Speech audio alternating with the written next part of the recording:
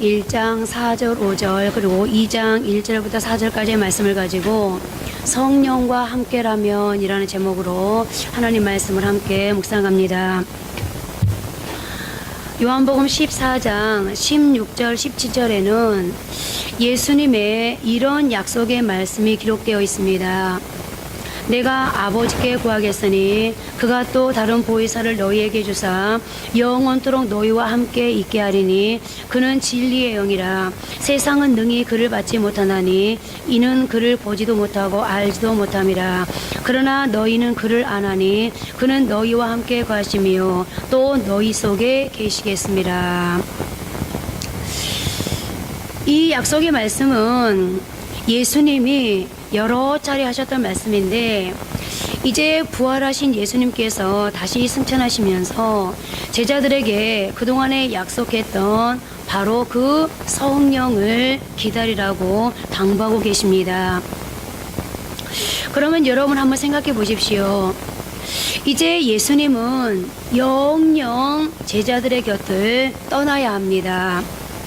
그렇다면 예수님이 함께 계실 때도 오합지졸이던 그 제자들에게 이렇게 살아라 저렇게 살아라 이렇게 해라 저렇게 해라 얼마나 당부하고자 하는 말이 많았겠습니까? 그렇게 형편없는 그들을 제자로 부르시고 3년 동안이나 동고동락하시면서 훈련시키시고 준비시키셨다면 뭔가 주님의 계획이 있지 않았겠습니까? 그러면 좀 더 심오한 지침이라든가 좀 더 자세한 행동 강령을 말씀하지 않겠습니까? 그런데 주님은 제자들에게 주님이 떠나간 그 자리를 대신해 줄 보혜사 성령을 기다리라는 말씀 딱 그 한마디를 남기시고 승천하십니다. 왜 그러셨을까요? 그것은 다름이 아니라 지금까지의 오합지졸이던 제자들, 예수님이 떠나가면 긴장하고 두려워할 제자들, 그러나 그들의 삶의 태도와 인생을 완전히 새롭게 바꾸어줄 힘과 능력은 오직 보혜사 성령께 달려있다는 사실을 주님이 아셨기 때문입니다. 그리고 오늘 주님이 기다리라고 그렇게 강조하고 당부하셨던 보혜사는 원어로 파라클레토스인데요. 파라와 클레토스는 합성어입니다. 파라는 곁에, 옆에, 나란히라는 뜻을 가진 전치사이고 클레토스는 부름을 받은 자라는 뜻을 가지고 있습니다. 즉 성경에 기록되어 있는 보혜사라는 말을 원어 그대로 직역하면 곁에 있으면서 도와주는 자란 의미를 가지고 있는 것입니다.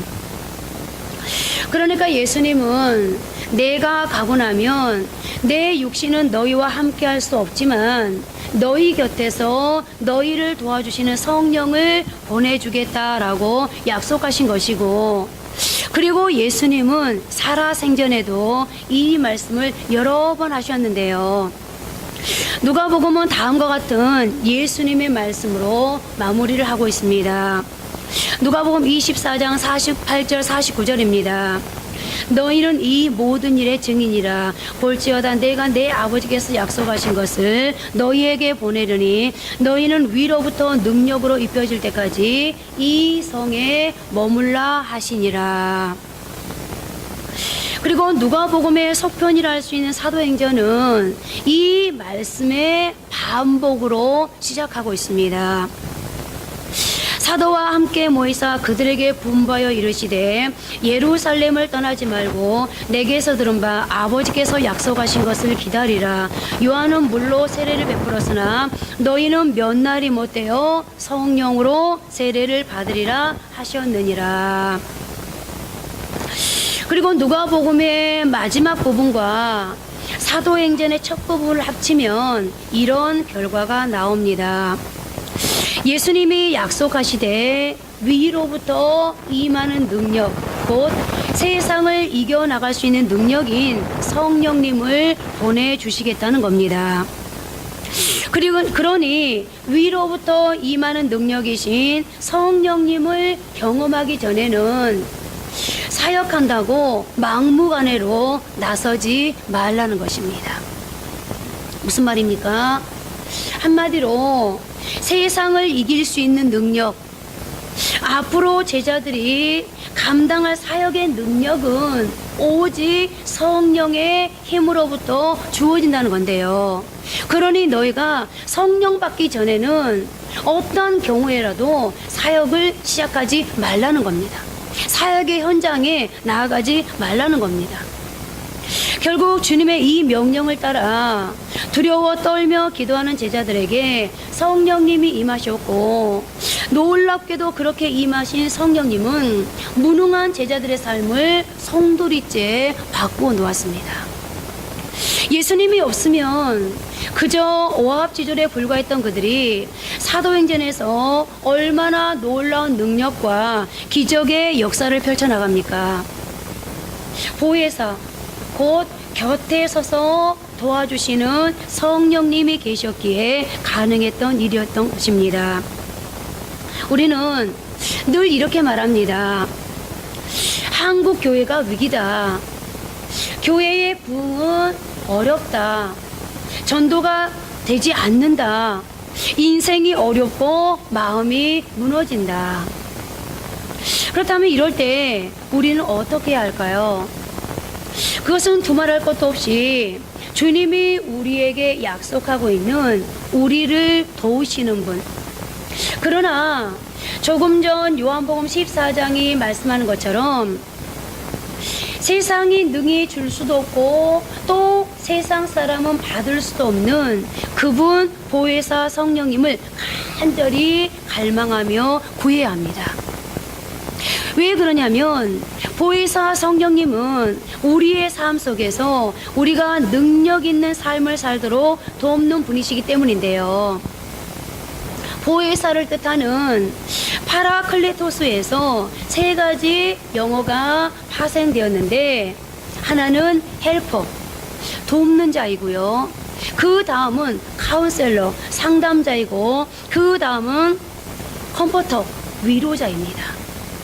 그러니까 보혜사, 파라클레토스라는 이 말은 우리에게 돕는 자가 되시고, 우리에게 상담자가 되시고, 우리를 위로해주는 위로자가 되신다는 건데, 내 안에 계시는 성령님께서는 때때로 나의 돕는 자가 되시며, 내가 혼미하여 지혜가 없을 때는 상담자가 되어주시고, 인생의 여러 가지 문제로 상처받고 마음이 낙심해 무너질 때는 위로자가 되어주신다는 겁니다. 그분이 파라클레토스, 우리 곁에 계시면서 나를 도와주시는 성령님이십니다. 그래서 그 성령님과 함께라면 우리 인생의 회복이 가능하고, 우리의 심령과 교회의 부흥, 그리고 가정과 사업장의 부흥이 가능하다는 겁니다. 그리고 우리는 지금까지 그 어느 때보다 성령님의 도우심으로 말미암아 우리 삶의 부흥의 때를 원하고 있습니다. 자, 그렇다면 이제 오늘 본문 말씀을 통해 제자들은 어떻게 성령을 받아 체험하게 되었는지, 우리가 제자들처럼 성령 받아 능력 있는 기적의 삶을 살아가려면 어떻게 해야 하는지, 또 성령 충만을 받으면 어떤 일이 일어나는지 이제 본문을 통해서 살펴보도록 하겠습니다. 우선 먼저 예수님은 제자들에게 아버지께서 약속하신 것을 기다리라 라고 명령하셨습니다. 아버지께서 약속하신 것을 기다리라. 그러니까 이 말은 무슨 말이에요? 이미 하나님께서 약속하셨다는 것은 우리를 위해서 이미 준비하셨다는 겁니다. 하나님께서 이미 준비하신 것을 내가 내 것으로 취하기 위해서는 기다리라는 건데요. 성령님은 기다리는 공동체 위에 임하셨는데, 그들이 기다리는데 어떻게 기다렸는지 오늘 본문을 통해서 다각서까지로 생각해 보려고 합니다. 첫째는 성령 충만은 순종의 자리에서 시작된다는 것입니다. 우리는 예수님의 제자들이 다시 예루살렘의 마가 다락방에 모인 것은 주님의 말씀에 순종하기 위해서라는 사실을 잊지 말아야 합니다. 오늘 본문 1장 4절을 보면 다락방 성령 체험의 시발점이 드러나 있는데, 조금 전에 말씀드린 것처럼 이 말씀은 주님이 처음으로 제자들에게 주신 것이 아니라 이미 누가복음 24장 49절에서 분부된 말씀이었습니다. 그러므로 처음 성령 충만의 자리는 순종의 자리였던 것입니다. 주님께서 예루살렘에 머물라고 하면 머물고 모이라고 하면 모였습니다. 그리고 그 순종의 사람들에게 주신 결과로 성령이 부어졌습니다. 저는 지금까지 신앙의 삶을 살아오면서 매사에 계산이 빠르고 매사에 비판적이고 매사에 부정적인 성도들이 성령 충만함을 받은 것을 본 일이 없습니다. 그러나 이제 우리가 성령 충만함을 사모한다면 그런 이기적인 계산을 내려놓고 하나님의 말씀을 향한 순종을 결단할 수 있어야 합니다. 주님께서 모이라고 하면 모이고 기도하라고 하면 기도하고 가라고 하면 가면 되는 것입니다. 어떻게 보면 신앙생활이야말로 정말로 단순한 것일 수 있습니다. 하나님이 모이라면 모이고 하나님이 기도하라면 기도하고 하나님이 하라면 하고 하지 말라면 하지 않고 가라면 가고. 오늘 우리가 사는 세상은 순진한 순종을 어리석음으로 매도하고 있지만 성경은 순종이 신앙의 기본임을 구구절절 강조하고 있는데요. 또한 성경은 불순종이 초래한 불행을 여러 번 보여줍니다. 그래서 앤드류 머레이는 우리가 신앙에 입문하는 순간 순종의 학교에 입학한다라고 말했습니다. 그렇습니다. 성경 전체는 모두 다 하나님께서 명령하신 말씀으로 가득 차 있고, 그리고 하나님께서는 자녀된 우리에게 이 말씀을 따르는 것이 곧 우리의 복이라고, 우리의 성공이라고 말씀하고 계십니다. 그렇다면 우리는 당장 순종의 자리에 설 수 있어야 할 것입니다. 왜냐하면 바로 그것이 성령 충만의 첫 스텝이기 때문입니다. 두 번째로, 그들은 하나님께서 성령님을 보내주실 것을 믿고 기다렸습니다. 기다리는 사람에게 가장 중요한 것은 믿음입니다. 예수님은 부활하신 후에 500여 명의 제자들에게 나타나셨습니다. 그런데 마가의 다락방에 모여서 성령님을 기다린 사람은 120명이었습니다. 마가의 다락방에 모였던 120명은 하나님께서 누가복음 24장 49절을 통해서 약속하신 볼지어다 내가 내 아버지께서 약속하신 것을 너희에게 보내리니 너희는 위로부터 능력으로 입혀질 때까지 이 성에 머물라 하시리라 라는 이 약속을 신뢰했던 것입니다. 그렇습니다. 여러분, 여러분들이 누군가와 약속을 하고 기다릴 때는 언제, 어떻게, 왜 기다리는지를 생각해 보십시오. 내가 약속했던 그 사람이 시간을 지체하고 있음에도 불구하고 우리가 여전히 기다리는 것은 그 사람이 올 거라고, 올 것을 믿기 때문에 기다리는 거 아니겠습니까? 오늘 신앙생활도 똑같습니다. 믿음이 있는 사람, 하나님을 신뢰하는 믿음과 확신을 가진 사람들은 어떠한 경우에라도 기다릴 수 있습니다. 왜요? 하나님께서는 약속하셨고 하나님은 그 약속을 반드시 이루실 것이라는 것을 믿기 때문입니다. 하나님의 약속은 반드시 이루어지고야 만다는 것을 알기 때문에 우리는 기다릴 수 있는 겁니다. 오늘 제자들 역시도 그 믿음이 있었기 때문에 그들은 주님이 곧바로 그 약속이 성취되지 않았음에도 불구하고 그들은 믿음으로 기다리면서 기도할 수 있었습니다. 그리고 그 기다림은, 그 믿음은 결국 그들에게 성령 충만을 가져다 주었습니다. 세 번째로, 그들은 막연하게 기다린 것이 아니라 기도에 전혀 힘쓰며 기다렸습니다. 우리는 오늘 성령 충만을 사모하며 마가 다락방에 모여 기도했던 120명을 통해 기도의 비밀을 배우게 되는데요. 그들은 함께 모여 기도했고 무엇보다 그들은 기도에 집중했다는 것입니다. 사도행전 1장 13절 14절입니다. 들어가 그들이 유하는 다락방으로 올라가니 베드로, 요한, 야고보, 안드레와 빌립, 도마와 바돌로메, 마테와 및 알페와 아들 야고보, 셀로신 시몬, 야고보의 아들 유다가 다 거기 있어 여자들과 예수의 어머니 마리아와 예수의 아우들과 더불어 마음을 같이하여 오로지 기도에 힘쓰니라. 마음을 같이하여 오로지 기도에 힘쓰더라 라고 말씀하고 있습니다. 여러 기도 가운데 합심 기도처럼 강력한 기도는 없습니다. 또한 합심해서 기도할 뿐만 아니라 집중해서 기도할 때 놀라운 역사가 이루어지는데요. 오늘 성경이 뭐라고 증언하고 있습니까? 마음을 같이하여 합심 기도를 했다는 겁니다. 오로지 기도에 힘쓰니라. 집중해서 기도했다는 겁니다.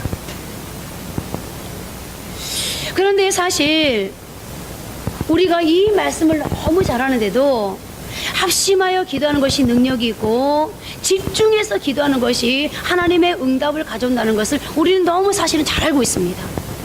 그런데 우리의 기도의 현장을 우리가 가만히 점검해 보면 우리의 기도는 산만할 때가 참 많습니다.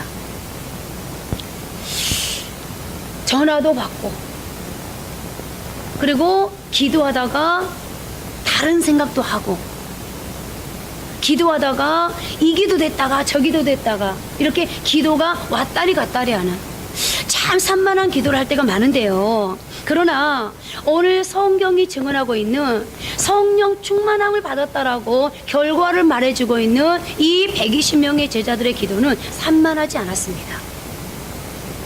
오직 한 가지 주제를 놓고 집중하며 기도했는데 그것은 성령 충만함을 받는 것이었습니다. 찰스 피니는 기도할 때 한 가지 주제에 집중해서 기도하라고 권면하면서 이렇게 말합니다. 기도할 때는 어떤 분명한 목적을 염두에 두어야 한다. 한꺼번에 여러 다양한 기도 제목을 가지고는 효과적인 기도를 할 수 없다. 사람의 마음은 체질상 동시에 여러 가지를 강도 높게 소원할 수 있게끔 되어 있다. 성경에 기록된 효과적인 기도의 예들은 다들 그런 종류의 기도들이다. 기도를 통해 복을 구하고 그 복을 얻게 된 예를 살펴보면 그 기도들은 한결같이 분명한 목적을 가지고 드린 기도였음을 알게 될 것이다. 그렇습니다. 마가의 다락방에 모였던 120명은 한 가지 주제, 한 가지 목적을 두고 기도했는데 그것이 바로 성령 강림이었습니다. 그리고 그들의 그 집중하는 기도는 놀라운 결과를 가져왔습니다. 오늘 여러분 어떻게 기도하십니까? 하나님은 우리에게 기도의 시간을 묻지 않습니다. 그런데 우리가 자꾸 기도를 많이 해야만이, 기도 시간이 길어야만이 하나님께서 우리의 기도를 흠양하시고 우리의 기도에 빨리 응답할 거라고 착각합니다. 하나님을 오해합니다. 그런데 하나님은 기도의 시간이 길다고 그 기도를 박수 쳐주고 그 기도에 응답을 빨리 주는 게 아니라 얼마만큼 내가 기도에 집중했는가, 얼마만큼 내가 하나님 앞에 간절히 부져 절규하는가, 바로 그것에 하나님의 초점을 두신다는 겁니다. 오늘 이 120명의 제자들이 그동안에 한 번도 체험하지 못했던 인생을 완전히 새롭게 바꿨던, 인생을 역전시켰던 그런 기도를 할 수 있었던 것은 그들이 한 가지 주제, 한 가지의 목적을 가지고 집중해서 기도할 수 있었기 때문입니다. 오늘 저와 여러분, 우리는 누구보다도 나의 기도가 하나님 앞에서 빨리 응답되어지기를 지금 소원하고 있습니다. 그래서 부흥의 때를, 새로운 인생의 삶을 살아가기를 소원하고 있습니다. 그렇다면 하나님 앞에 여러 가지 기도가 아니라, 만약에 여러분들이 이 기도 됐다가 저 기도 됐다가 시간에 쫓겨서 그 기도를 집중해서 할 수 없다면 여러분들 하루에 한 가지씩이라도 기도를 나누십시오. 날마다 기도한다고 하나님이 들어준 게 아니라 좀 전에 말씀드렸던 것처럼 얼마나 집중하느냐입니다. 여러분들이 하루에 한 가지씩이라도 기도 제목을 가지고 집중해서 기도할 수 있다면 저와 여러분에게도 반드시 놀라운 결과가 있을 겁니다. 네 번째로, 그들은 응답받을 때까지 기도하며 기다렸습니다. 사도행전 2장 1절부터 4절까지의 말씀을 보십시오. 오순절날이 이미 이름에 그들이 다 같이 한 곳에 모였더니 호련히 하늘로부터 급하고 강한 바람 같은 소리가 있어 그들이 앉은 온 집에 가득하며 마치 불효처럼 갈라지는 것들이 그들에게 보여 각 사람이 하나씩 임하여 있더니 그들이 다 성령의 충만함을 받고 성령이 말하게 하심을 따라 다른 언어들로 말하기를 시작하니라. 여기 성령의 충만한 임재가 있던 그 순간을 기록하고 있는 이 장은 오순절 날이 이미 이름에라고 시작하고 있는데요. 성령 강림이 오순절이라는 타이밍에 맞추어 주께서 이루신 이름을 강조하려는 저자의 의도를 엿보게 되는데, 오순절이라는 말은 본래 50일이라는 뜻입니다. 그러니까 그날은 예수님이 부활하시고 40일 동안 땅에 계시다가 승천하신 지 딱 10일째 되는 날이었던 것인데요. 그러면 제자들은 예수님의 승천 이후 며칠째 기도했다는 것입니까? 10일째 기도했다는 것입니다.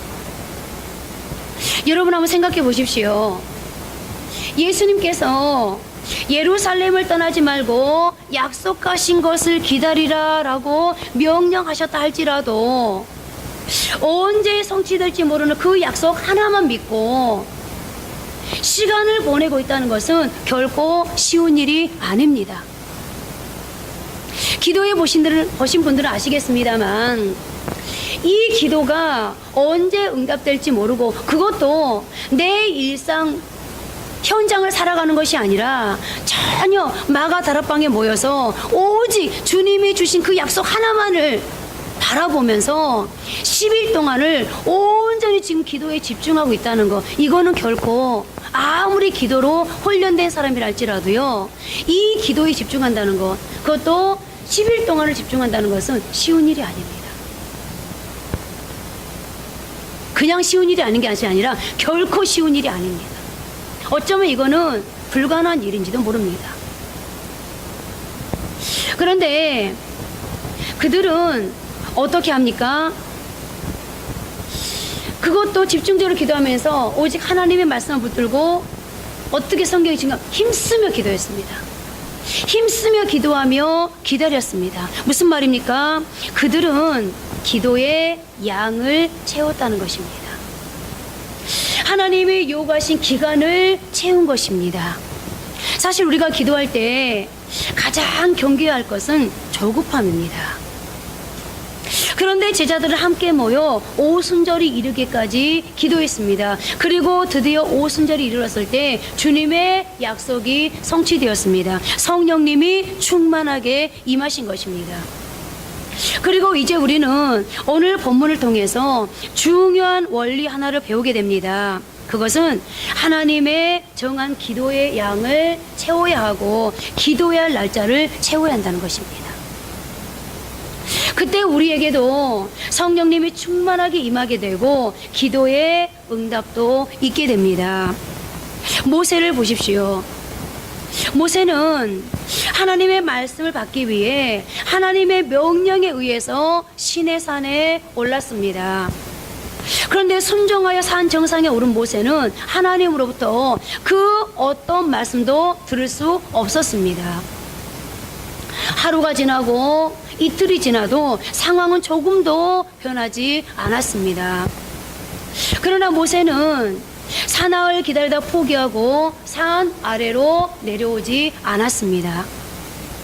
모세는 계속 하나님의 말씀을 기다렸고, 그리고 7일째가 되어서야 비로소 모세는 자신을 부르시는 하나님의 음성을 들을 수 있었습니다. 그러나 그것이 전부였습니다. 7일 만에 부르셨던 하나님께서는 재차 침묵하셨고, 모세 역시 또다시 기다려야만 했습니다. 그 날수를 총 합쳐 40일 동안의 기다림이었습니다.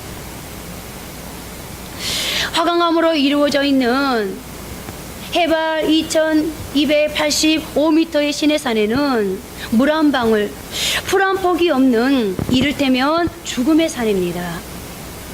그 산 정상에서 모세는 먹지도 마시지도 못한 채 40일 밤낮을 죽으면 죽으리라 작심하고 오로지 하나님의 말씀만을 기다렸습니다. 그 모세에게 마침내 하나님의 말씀이 임하셨습니다. 성막과 성소를 어떻게 만들고 성소 속에는 무엇을 어떻게 만들어 놓으며 제단의 모양은 어떠하며 그곳에서 번제를 어떻게 드릴 것인지 등을 일러주시는 말씀이었습니다. 그것은 모세뿐만이 아닙니다.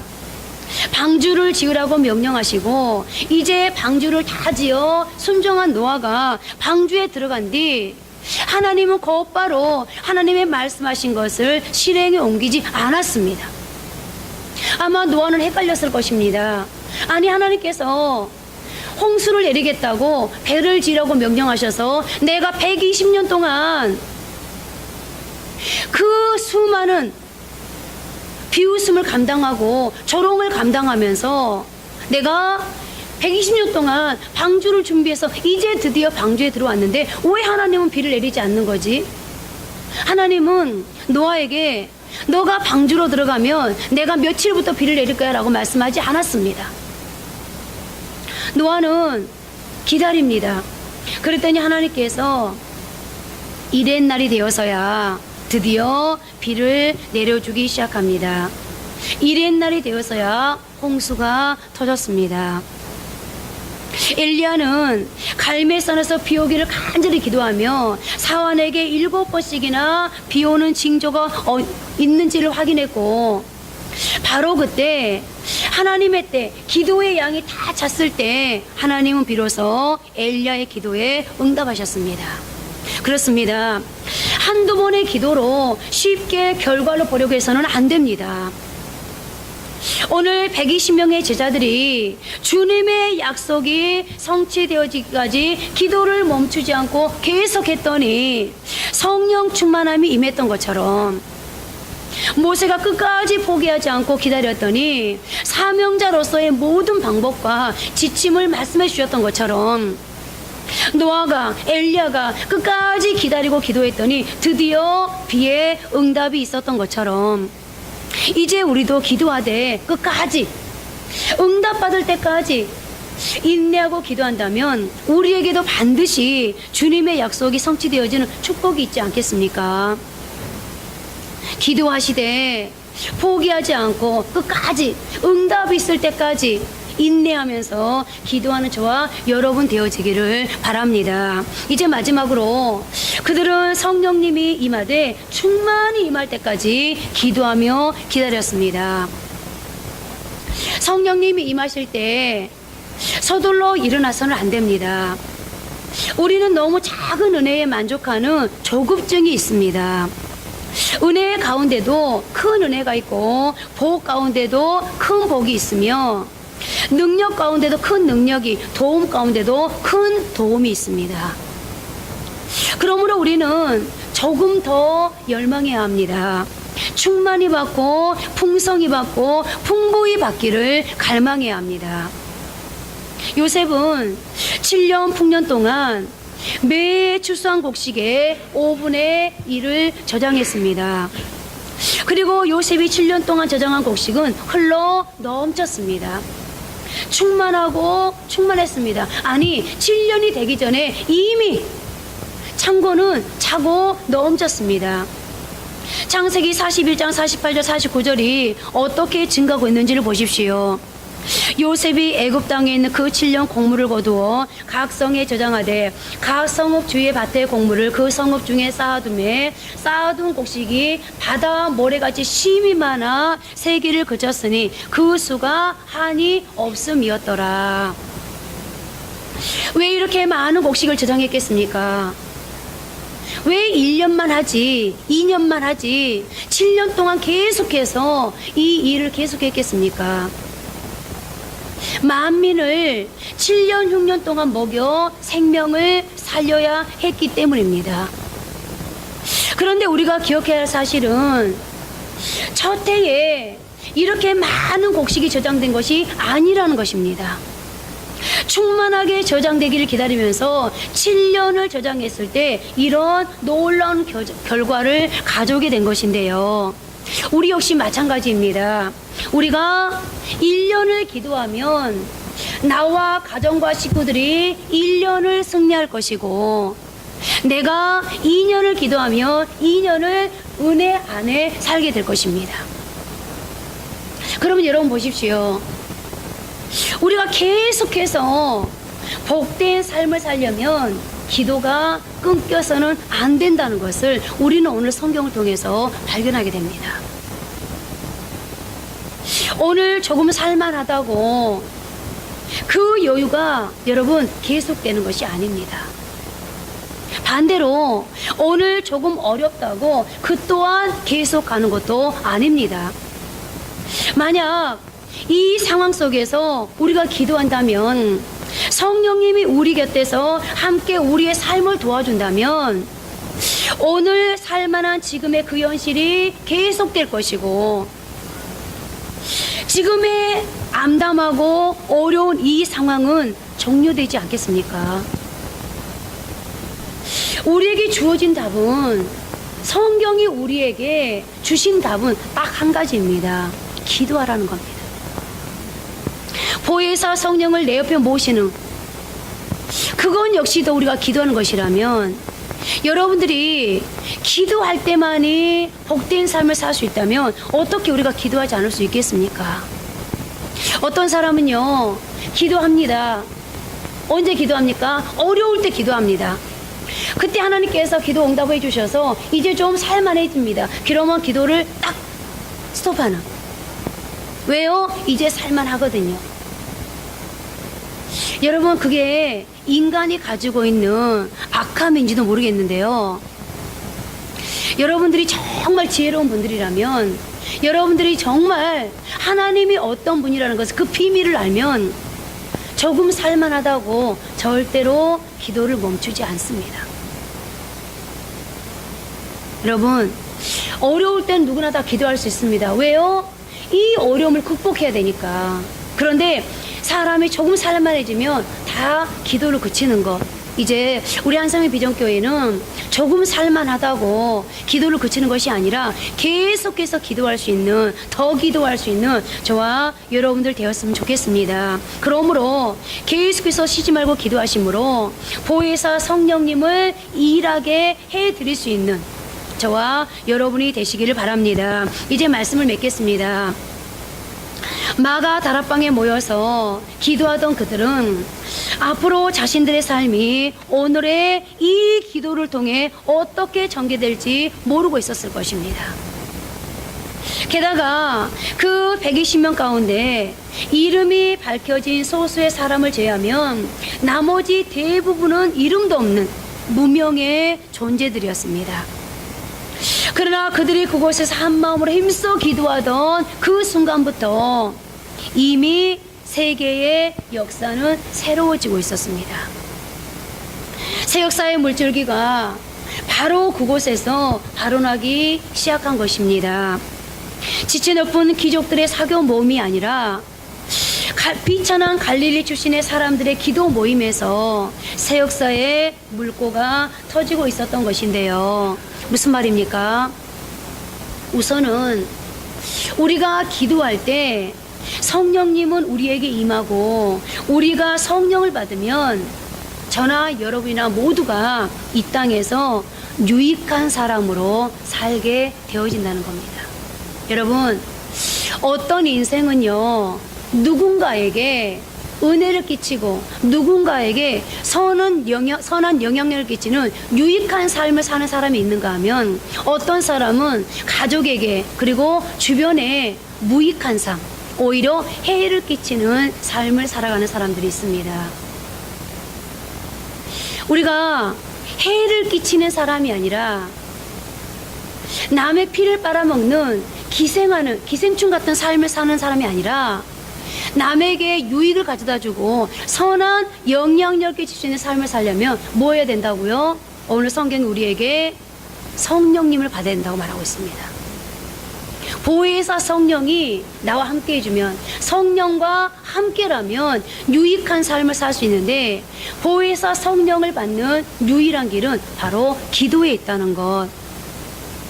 그리고 그 다음으로 성령 충만의 능력은 유익한 삶을 사는 데서 멈추는 것이 아니라 인생을 새롭게 한다는 것입니다. 구약 성경에 나오는 인물들을 보시면 그들은 성령 충만을 통해 이전과는 전혀 다른 삶의 차원으로 그야말로 인생의 새로운 단계로 들어가게 되는 것을 볼 수 있는데요. 요셉이 성령 충만을 받았을 때 그는 감옥에서 머물던 죄수의 옷을 벗고 국무총리가 되었고 만국 백성의 생명을 구원하는 위대한 일을 하게 됩니다. 그리고 성경은 그런 그의 삶의 원동력을 이렇게 밝히고 있습니다. 여호와께서 요셉과 함께 하심이라. 여호와께서 그를 범사에 형통하게 하셨더라. 바로가 그의 신하들에게 이르되 이와 같이 하나님의 영에 감동된 사람을 우리가 어찌 찾을 수 있으리요 하고, 모세가 호렙산 떨기나 물꽃 가운데서 성령 충만을 받았을 때 그 역시 새로운 차원의 삶으로 들어가게 되는데, 장인 이드로의 양을 치는 목자에서 민족을 구하는 지도자, 기적의 사람이 되었습니다. 여호수아가 성령 충만 받았을 때 모세의 지종에서 가나안 땅을 정복하는 지도자의 길에 들어서게 되었습니다. 다윗은 성령 충만 받았을 때 그는 양치는 목동에서 골리앗 장군을 쓰러뜨리며 군대 장관이 되었고 훗날 이스라엘 백성을 다스리는 왕이 되었습니다. 엘리야의 제자였던 엘리사도 성령 충만을 받았을 때 기적의 사람이 되어 엘리야가 일으켰던 기적보다 2배나 많은 갑절의 기적을 일으킬 수 있었습니다. 오늘 사도행전에 나오는 제자들의 삶을 보십시오. 성령 충만을 받기 전과 받은 후에는 엄청난 차이가 있는 것을 보게 됩니다. 그렇습니다. 우리 힘만으로는 결코 한 단계 더 높은 차원으로 우리 인생을 올라서게 할 수 없습니다. 새로운 인생을 기대할 수 없습니다. 유익한 사람으로 살 수도 없습니다. 이제 우리는 성령님을 구하고 그 성령님으로 충만해져야 합니다. 그리고 그 성령님이 보혜사가 내 곁에서 나의 돕는 자가 되어주시고 나의 상담자가 되어주시고 나의 위로자가 되어주시는, 그야말로 내 삶을 주관하고 일하시게 해드릴 수 있어야 합니다. 그때 비로소 우리의 인생이 참으로 유익한 인생으로, 이전과는 전혀 다른 삶의 차원으로 새롭게 거듭날 수 있을 것입니다. 이제 우리 모두가 진정한 축복의 사람, 역사의 새로운 축을 감당하는 역사의 사람이 되어지기를 소원합니다. 우리 모두 성령 충만함으로 보혜사 성령님의 일하신 은혜 속에 매일매일의 삶이 기적으로 이어지는 능력의 삶이 되어지기를 바랍니다. 이제 한번 기도하겠습니다. 우리 찬송가 183장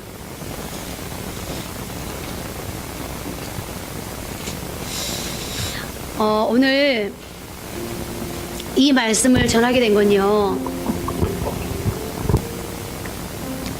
사실은 주중에 다른 말씀을 전하려고 마음속으로 준비를 하고 있었는데, 그래서 이제 목요일까지 이렇게 말씀을 이제 원고 작성해야 되겠다라고 자료를 다 체크를 해놨는데, 금요일 날 금요 기도를 마치고 기도를 하는데 하나님께서 저한테 이렇게 말씀하시는 거예요.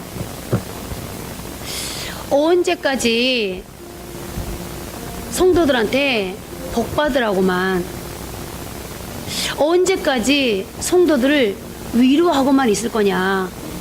사실 저는 성도들이 다들 너무 힘들고 어렵게 삶을 살아가니까 계속해서 성도들이 다시 힘을 낼 수 있도록, 용기를 낼 수 있도록, 다시 인생을 도전할 수 있도록 힘을 주기 위해서 위로의 말씀, 정말로 복된 말씀을 자꾸 전해드려야 되겠다라고 생각을 하고 있었거든요. 그리고 어떻게 보면 거기에 포커스를 맞추고 있었는지도 모릅니다.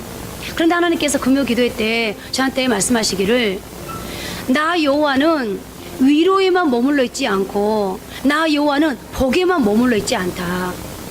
그런데 내가 왜 편협적으로 그렇게 나를 전하느냐라고 말씀하시면서, 이제 우리 한샘의 비전교회가 뭔가 껍질을 벗어야 된다고, 이제는 한 단계 뭔가 그런 신앙의 업그레이드를 해야 되는, 교회적으로도 뭔가 지금까지 껍데기는 벗어버리고 그야말로 레벨업을 해야 되는 그런 상황인데, 계속해서 위로만 하고 격려만 하고 응원하고 복에 대한 말씀만 하면 절대로 성도들은 위로는 받을지 모르고 성도들이 용기는 낼지 모르겠지만 성도들이 가지고 있는 육의 껍데기는 절대 벗지 못한다는 거예요.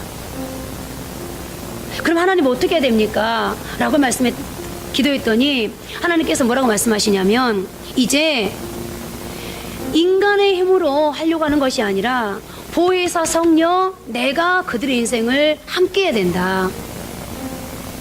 성령 받지 않으면, 성령으로 충만하게 내 인생이 다스림 받지 않으면 그 껍데기를 절대 벗을 수 없다라고 하나님께서 그 한계를 이제는 벗기를 원하신다라고 말씀하셨습니다. 저는 두 가지로 해석을 했습니다. 그 말씀 받는 순간 하나님 그렇군요. 하나님이 드디어 작정을 하셨군요. 뭘? 우리 한섬의 비전교회를 이제 축복하시기로, 부흥시키기로 작정하셨군요. 이제 우리 성도들이 뭔가 지금까지의 껍데기를 벗고 새롭게 이제 번데기에서 하나님 하늘을 마음껏 날아다닐 수 있는 나비로 이제 거듭나겠군요. 그 확신이 오더라고요. 그래서 오늘 여러분, 이제 우리가 하나님 앞에, 제가 서두에 말씀드렸죠. 이미 하나님께서 준비한 성령, 그 성령을 기다려라. 어떻게 기다려야 되죠? 순종하고 믿고 그리고 힘써서 기도하면서 응답될 때까지 기도해야 돼요. 제가 우리 평 입사님이 우리 한성인 비전교회 이례교회 오신 지 정확하게 몇 년 됐는지 잘 모르겠어요. 그런데 제 기억으로는 이평희 입사님이 기도하시면서 그렇게 큰 소리로 주여를 불러본 거 처음 들어본 것 같아요. 무슨 말이에요? 이제 출발인 거예요. 이제 시작된 거예요. 시작됐네. 우리가 아까 찬양했죠. 주님의 능력이, 할렐루야.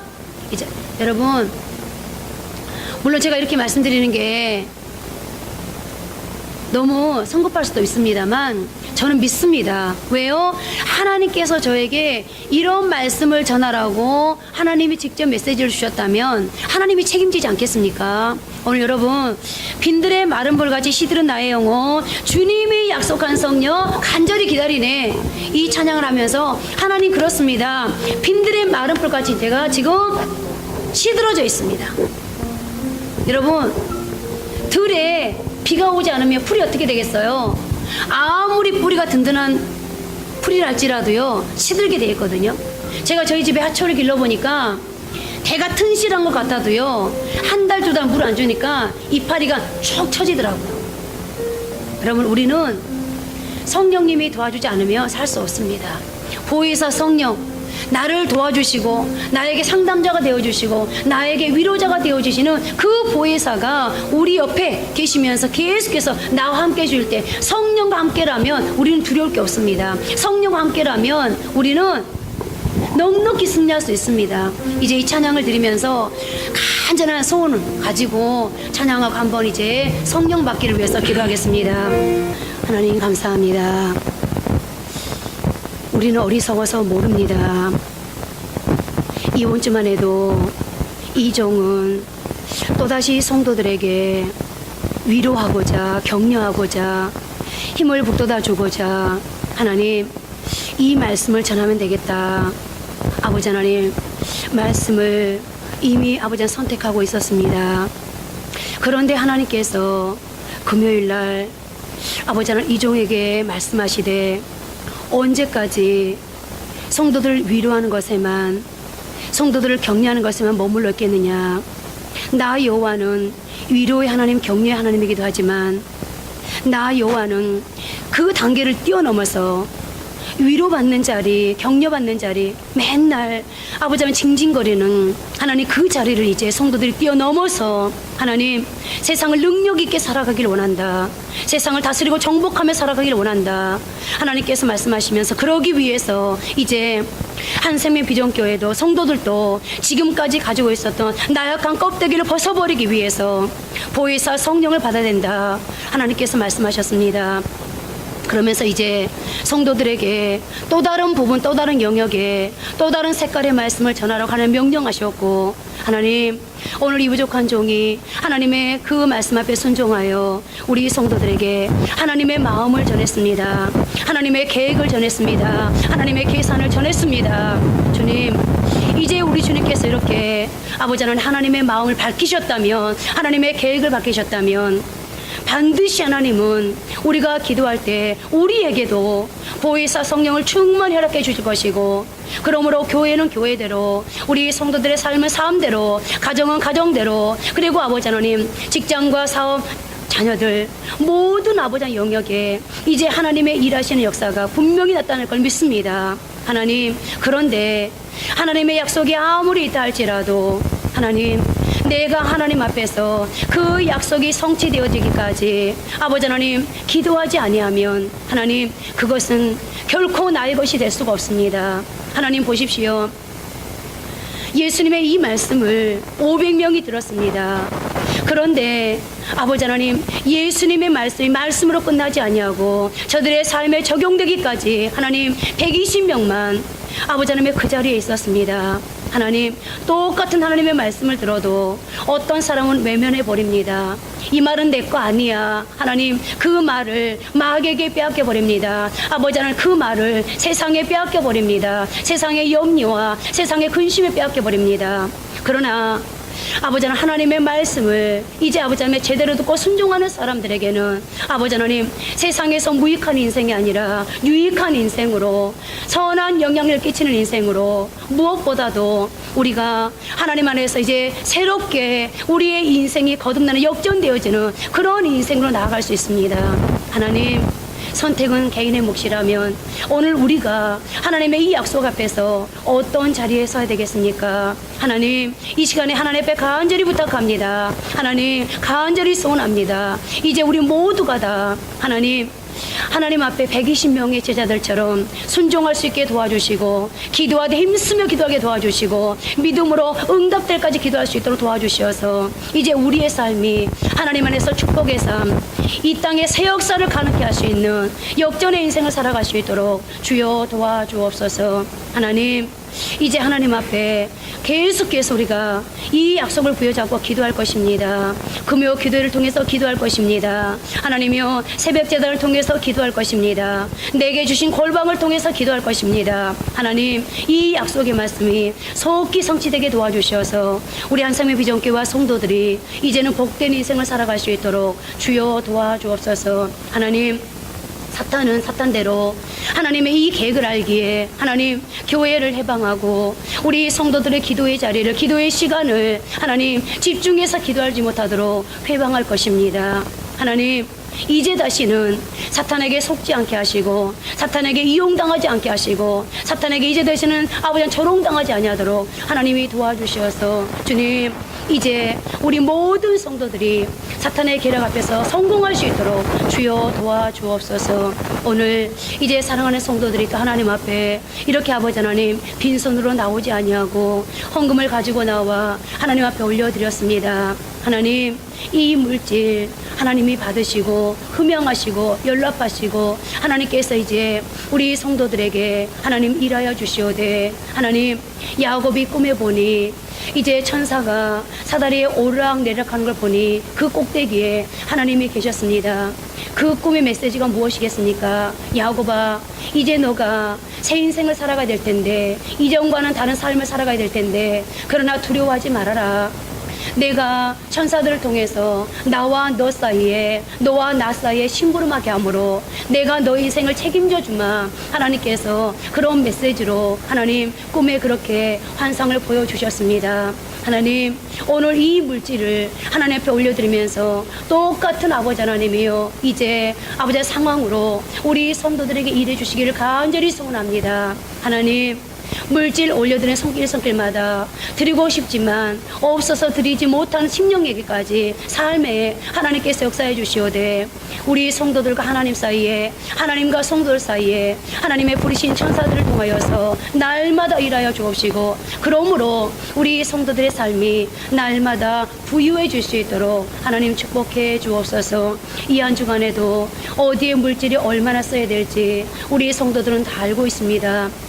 그래서 마음이 무겁고 복잡합니다. 아버지 하나님 이제 하나님께서 그 형편과 상황과 처지까지 너무 잘 아시오니 이번 한 주에도 내가가 아니라 하나님이 어떻게 내 형편과 처지 속에 일하시는지를 또 한 번 목독해 되어지는 그런 경제생활 될 수 있도록 주여 도와주옵소서.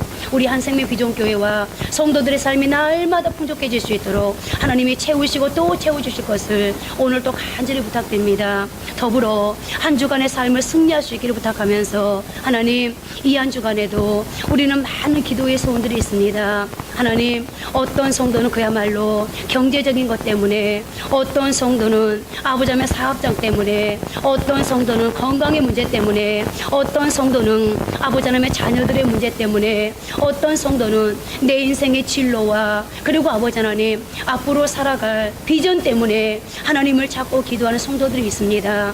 어떤 형태 어떤 문제를 가지고 하나님을 찾든 하나님은 손이 짧지 아니하시니 하나님은 귀가 아버지 하나님 어둡지 않으시니 하나님은 눈이 어둡지 아니하시니 우리 성도들 그걸 다 보고 계신 줄 믿사오니 하나님 이 한 주간도 여전히 하나님의 선하신 손이 일하고 있다는 것을 경험할 수 있도록 목도할 수 있도록 우리 성도들 가운데 주께서 친히 동행해 주옵소서. 오늘도 모든 영광 하나님께만 올려드리옵고 예수님 이름으로 기도합니다. 아멘.